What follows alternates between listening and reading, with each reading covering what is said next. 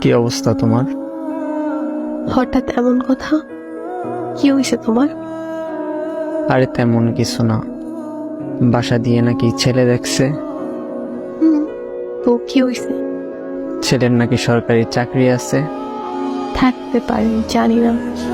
ও আচ্ছা, তুমি এত কিছু কিভাবে জানলে? তোমার কাজিন বলছে। ও আচ্ছা, এইসব খবর ও ভালো রাখে। তোমার পরিবার তো মনে হয় রাজি। কি করবে এখন? আমাদের সম্পর্ক কি এখানেই সমাপ্তি? এই শোন, বিয়ে আমি করব, আমার পরিবার না। আর তোর এত কিছু কে ভাবতে বলছে? তোর সামনে পরীক্ষা, তুই পড়াশোনায় মনোযোগ দে। আমি তোর ছিলাম, তোর আছি, তোরই থাকবো। তুই পরীক্ষাটা দে আগে, তারপর হাত ধরে নতুন জীবন শুরু করব। সত্যি তো? হ্যাঁ সত্যি। তোর হাত ধরছি কি অন্য কারো হয়ে যাবো এই জন্য নাকি?